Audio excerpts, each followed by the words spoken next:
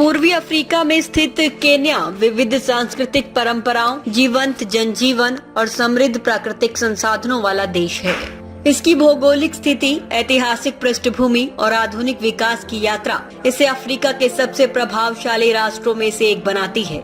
Kenya का कोई विशिष्ट स्थापना दिवस नहीं है क्योंकि ये क्षेत्र सदियों से विभिन्न जनजातियों का निवास स्थान रहा है। आधुनिक केन्या की नींव ब्रिटिश उपनिवेशवाद से जुड़ी हुई है। 1920 में इसे ब्रिटिश ईस्ट अफ्रीका प्रोटेक्टोरेट घोषित किया गया और 12 दिसंबर 1963 को इसे स्वतंत्रता मिली। ये दिन आज भी जमहूरी दिवस के रूप में मनाया जाता है। 1964 में केन्या गणराज्य बना और जोमो केन्याटा पहले राष्ट्रपति बने। केन्या का कुल क्षेत्रफल 5,80,367 वर्ग किलोमीटर है, जिसमें से अधिकांश भाग स्थलीय और शेष विक्टोरिया झील जैसे जल स्रोतों से आच्छादित है। भूमध्य रेखा पर स्थित होने के कारण यहाँ विविध जलवायु पाई जाती है। 2024 तक देश की जनसंख्या 5.24 करोड़ आंकी गई है, जिसमें से 73% लोग 30 वर्ष से कम आयु के हैं। ये दर्शाता है कि देश का भविष्य एक युवा और ऊर्जावान पीढ़ी के हाथों में है। केन्या की अर्थव्यवस्था मिश्रित है, जिसमें कृषि, पर्यटन, सेवा और व्यापार प्रमुख क्षेत्र है। कृषि देश की रीढ़ है जो जीडीपी का लगभग 33% योगदान देती है और बड़ी आबादी को रोजगार उपलब्ध कराती है। चाय, कॉफी, गुलाब के फूल, मक्का और सब्जियां मुख्य फसलें हैं। 2023 में देश का जीडीपी करीब $112 बिलियन था। प्रमुख निर्यात साझेदारों में युगांडा, यूके और नीदरलैंड है, जबकि चीन, भारत और यूएई से प्रमुख आयात होते हैं। क्षेत्रीय व्यापार में भी केन्या की भूमिका महत्वपूर्ण है, विशेष रूप से पूर्वी अफ्रीकी समुदाय के अंतर्गत। केन्या का परिवहन तंत्र विकसित होता जा रहा है।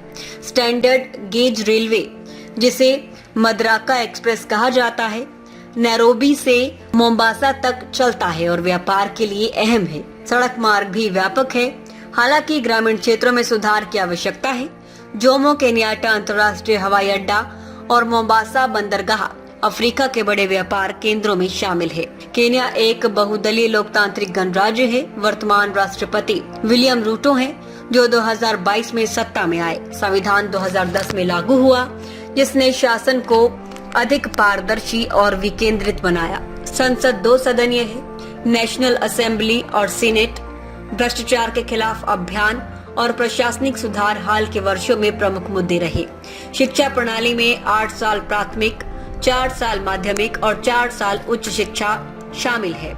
नैरोबी विश्वविद्यालय और मोई विश्वविद्यालय जैसे संस्थान उच्च शिक्षा में अग्रणी हैं। देश की मुद्रा केन्याई शिलिंग है, जिसे केंद्रीय बैंक नियंत्रित करता है। केन्या अफ्रीका का एक उभरता हुआ राष्ट्र है जो अपनी सांस्कृतिक विरासत और आर्थिक संभावनाओं के बल पर तेजी से प्रगति कर रहा है।